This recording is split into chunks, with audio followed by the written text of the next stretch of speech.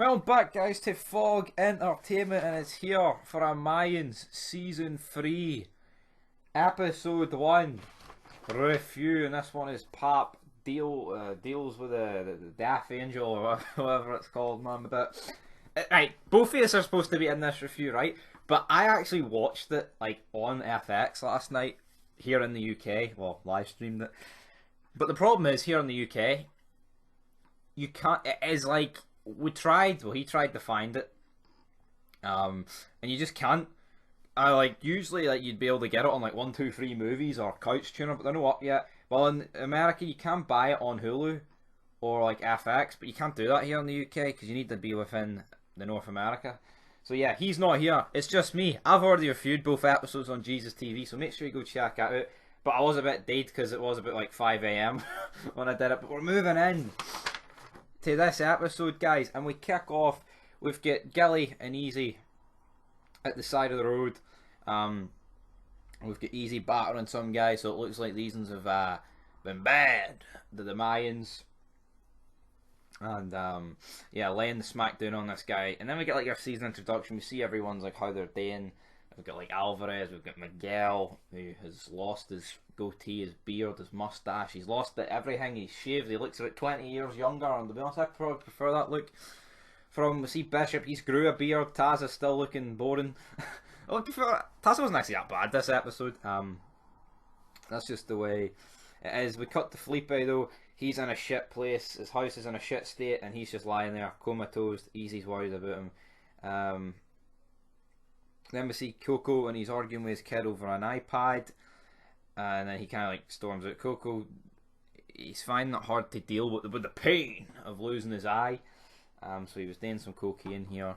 Then we cut to the mayor. She shows up at Emily and Miguel's house, confronts Emily, who's sitting in the pool, looking clinically depressed, swimming in it, blah blah blah. Then we cut the Angel and Easy.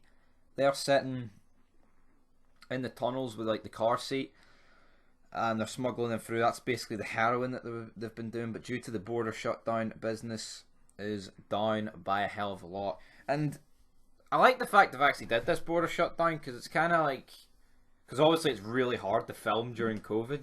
So that's kind of like what I think that's like what they're playing on here. Like that's why it's like there's a shutdown. You know, that's why everything's kind of empty. So I like the fact they've had the factor that. And meanwhile, at the dress factory, the DOG and like the police are all there, and they've found the tunnels connected. It looks like they're flooding them of some sort, so they're unusable.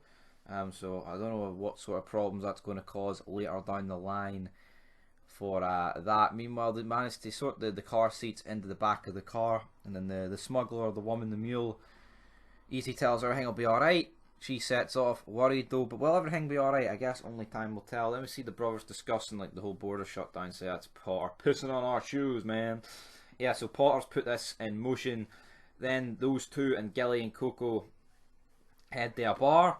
And then like Gilly and Coco are like having verbal back and forth, which then causes these two to fight. They bang into the soldiers, and we get like a 4-on-4 match, WWE style, between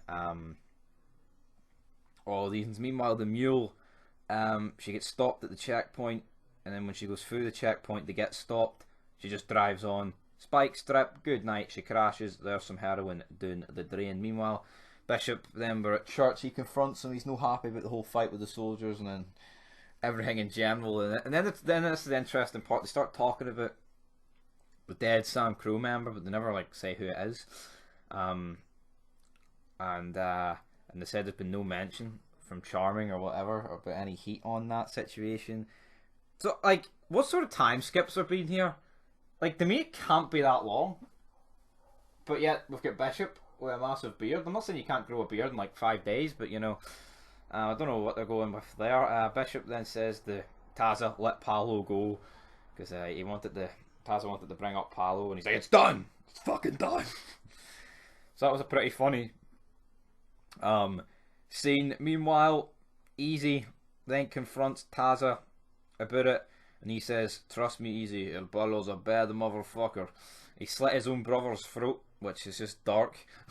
And then we cut the El Palo. He's in this car, just across for like the border. So it looks like he's going to be making his way back up. Is he going to extract revenge, guys? Who knows what's going on? He then phones somebody, and then that somebody is Montez, which completely and utterly shocked me at this stage, guys, because this means Montez is no deed, as we already made a fid about earlier on the channel. So yeah, Montez ain't the dead son, which completely and utterly shocked me. I don't know who it's going to be now. Could you imagine like they killed off like T.O. like the first time we see him, like post Sons of Anarchy, with his cut on, like, and he gets jobbed out. Oh, that would be sick. But yeah, so Montez is indeed. Galindo then shows up at the doctor's. She basically says she can't say anything to him about his mother because that would be interrupting the whole confidentiality between client and patient, blah blah blah, and all that stuff. Alvarez then tells Galindo about the whole heroin stuff going sideways. The border shut down, Miguel, not bad. And then we see Easy basically, I mean, I wouldn't call this a date, he's kind of just hanging out with Gabby. Yeah, and this goes on for about 5 minutes. And they want she wants something that's like Fender, but the guy says, we're closed. She's like, por favor, okie dokie. Yeah. Then we cut to Miguel, he returns home. Emily says she fired the maid because she jobbed out and let the mayor into the house, which seems fair enough in my opinion. I'm not going to go in too much here. Then we get one of the better scenes of the show. We see Santa Padre. They meet with the other charters. They're basically talking about how Santa Padre killed the gun business by attacking the birthday party, and then was it Creeper or was it Angel? I can't remember. One of them was like, yeah, Grandma's birthday was a blast, and they're all laughing. It's like, you think it's funny? You fucked up our pipeline. It's like, you can't live without Santa Padre. Go fuck yourself. So yeah, Bishop's standing up here to the rest of the other kings, the other two, and a shit ton of mines. This was a really good scene. You know, Bishop didn't look as small as usual. I'm always joking. Bishop's the man. Who am I trying to kid here? Bishop is the man, and basically, yeah, the whole reason he tells them to go fuck themselves because they wanted double the heroin, and that was of what they were doing before shutdown at the border. So he's like, that's not going to happen. We also got introduced to Paco's like Down syndrome kid here, and looks like Alvarez's wife's looking after the kid while he was out. So yeah, we're getting some development there. Then we see Paco and Nestor. They kill the doctor earlier on, and he stood in dog shit, which was a pretty funny scene. Then we cut to Adelita. She's still in absolute shit conditions. When will she be getting out? I guess only time will tell at this stage. I mean, this is where we just see Coco. The guy's completely off the rails here. He's just turned into a Christopher Moltisanti. If you get me, if you get me. If you don't, you don't. Miguel is in a... This isn't the rebel leader's house. It's like the woman who was doing speeches in the middle of the field. I can't remember her name for the life of me, but yeah, he's at her house sleeping with her, jobbing out Emily. But who wouldn't job out Emily at this stage, man? Just I don't know, everything about her on this show.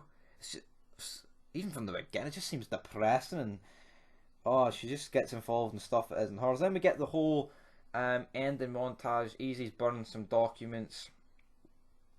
And then it's like the episode's just about to end, but then we cut to El Palo walking. He's made his way over the border, and this cop confronts him. He throws his ID in front of him, and then when the cop goes to walk past, he slices right as at Achilles. Palo then shoots him and runs over him a few times, and he stole a car, and he's coming, the Santa Padre brother. And I thought this was a really good premiere. I haven't watched it any more times, so it's kind of, I mean, I'm just like, cause I'm reviewing it, what, like 15 hours after I reviewed it last night. And I gave it an 8 on Jesus TV last night, so for full entertainment, I still feel like I'll give it an 8. I mean, Cut Sutter's like, oh, this was the greatest thing I've ever seen, better than anything I could have done. Mate, I know you're a bit of a, so quote-unquote, lefty, but come on, there's a hundred, no, not hundreds, like, but there is a great amount of Sons of Anarchy episodes better than this episode. That's not hating on this show. Like, I just think Sons of Anarchy's different. Well, no, I don't think. I know it's different gravy to this show, but this was a good episode, a good premiere. And yeah, an 8 out of 10's not to be laughed at. So yeah, there's that. But anyway, guys, until the next episode, peace.